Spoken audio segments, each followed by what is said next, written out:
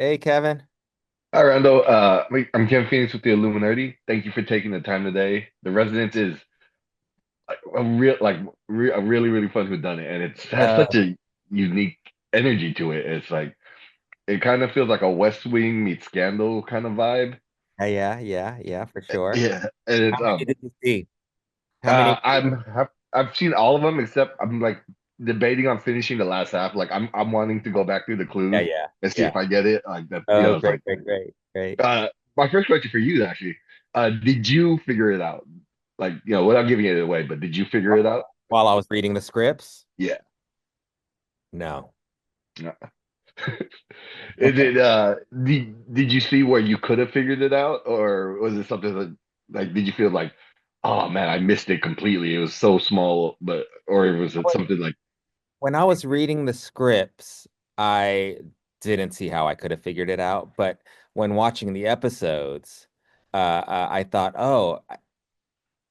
to do what you did, to kind of go back and watch more episodes, I thought, oh, I'll bet you if I went back, which I haven't yet, but I'll bet you if I went back, I could find little things that would point to the direction. But really, like you'd have to be eagle-eyed, no pun intended, or falcon-eyed, to catch these things. But I do think they're probably kind of scattered throughout the series. okay, cool. All right. Yeah, I'm very excited to see it. But yeah, I'm also, personally just like to know too. And yeah, like you, one of the things that just about you as a performer that I like could thoroughly love is your ability to play the straight man and slip into the comic and Oh, slip thanks. back. And I feel this is like one of the best, like a great vehicle for you because you start off like kind of an ultimate straight man to Cordelia, to Uzo's Cordelia, but Yeah. like starting with like the second episode, you see little bits come out, and then you snap right back. I was like, could you talk a bit about kind of finding those moments when to kind of shift it and how do you shift it back with it still seeming very organic? Yeah, I think for me, it's particularly for this show, I think, when we meet Cordelia, she is such a force and such a peculiar person. Not to mention, an unorthodox detective that I feel like Edwin Park is very much kind of represents the audience in a lot of ways. Like he's befuddled by her, and I think in a lot of ways the audience is in his shoes, just watching her do her thing and wondering like, how is this? How does this person exist? But I think as the relationship progresses and their partnership progresses, he starts to feel freer. He's not just there to, stand behind her and listen. He has something to contribute. And I think as he starts to open up in the series, you start seeing the I guess the more comedic sides of him. But thank you for pointing that out. I've never really thought about uh, my career in that way, but there is a lot of that going on, where I've played kind of a straight man character, and then kind of things start opening up. Yeah, yeah, that's one of my favorite things. Like, it's fresh off the boat. Even in just like small roles, uh, the night before, it's like Oh, yeah. you're in these positions of authority. You're in these, and then all of a sudden, like it just slips out. Like even like an Ant-Man, you're gonna bust this guy, but like he asks you to dinner, like, did you want to get dinner? Like it's Yeah. one of my favorite things about. It's so good. It's so Ah, thanks, man. yeah, I love it so. Yeah. Um, I do think like, the element of surprise is I mean that's key to comedy, right? And it's like so when you play a character um uh and you play it straight and you're there to kind of serve the scene, but then you just kind of I don't know, just kind of pop out of nowhere with something surprising. It's fun for the audience. that definitely, and yeah, like, and I don't know if you can kind of like coin your technique or something. But yeah, it's definitely something I feel like if you could teach others to do it, like I think like we all be better for it. I Oh, love it so much. I appreciate it, Kevin. Thank you, man. Um, to kind of like share some spotlight because the cast is stacked, like but specifically like how was it working with Uzo? Because like yeah, like you said, as soon as she's introduced, she's a force and a presence on screen. What was it like, on the other side of the camera, like working with her? I mean, working with her was a big draw for me to sign on to the show, just because she is one of the greats of our time, you know. So the opportunity to work with her and to bounce back and forth with her was just so exciting. But I came into it with a little trepidation because I was like, is she going to be nice? Yeah, what's she like? I've never met her before.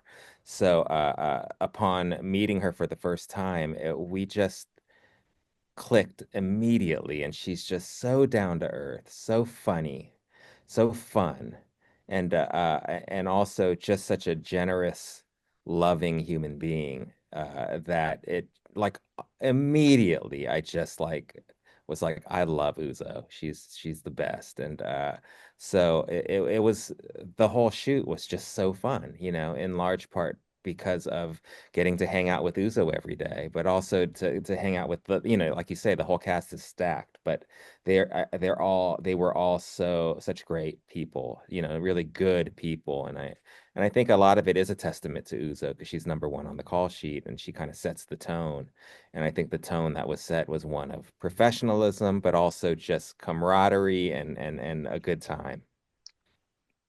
It definitely comes through. Like it's even though you guys are kind of like yelling at each other, you guys are kind of like in this high stakes situation. It's hard to not see how much fun everyone's kind of having. And Yeah. especially and kind of going back to the cast, like I've watched so many of your guys' projects throughout the years, and I know there's a lot of improv. How much improv happened on The Residents? None, none. Really? Yeah, this show was a word for word show. Just do it as Paul wrote it and honor those words.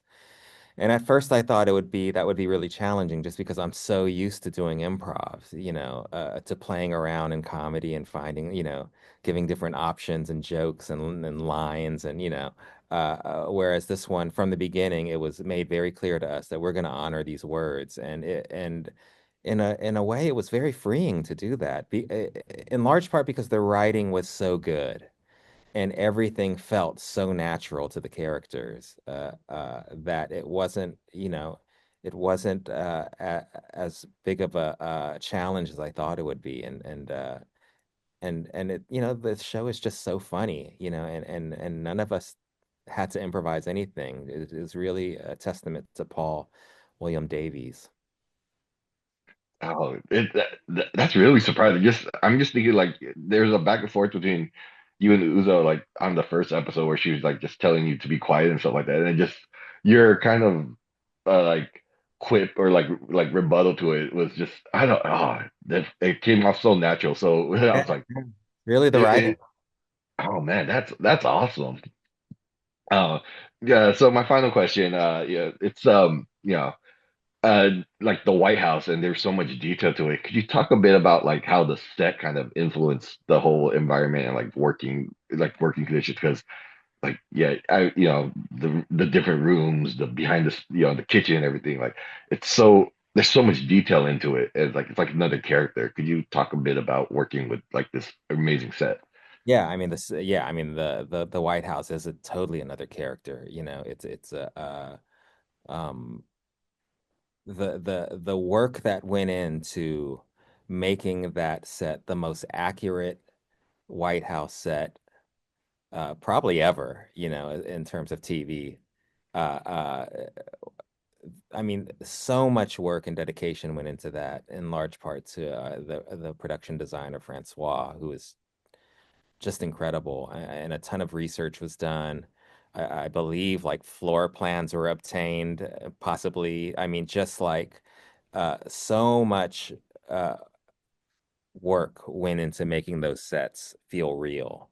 And walking in there, it felt like we were at the White House. I mean, we took up basically a whole studio. Every soundstage was our show. And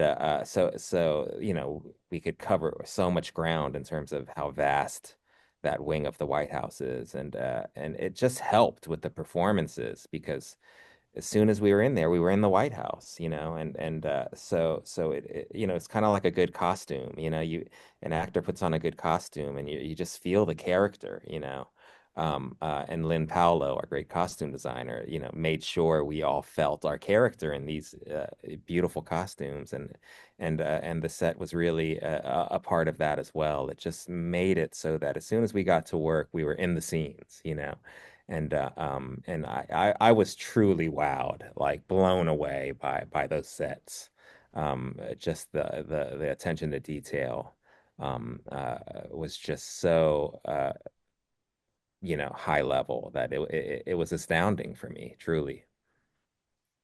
Yeah, the detail of the set, like I just like because watching it, just trying to see things move around and seeing like when they actually move things around for the stuff, and I was like, yeah, well, just see, yeah, it's the show's just so incredibly put together, from the dialogue compare, like word for word, Ah, it's just yeah, it's one of like most engaging like whodunits.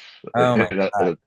Yeah, you're great in it. Everyone's, I love it. I just love it. And thank you So for your glad to hear time. that. So glad to hear Uh, it.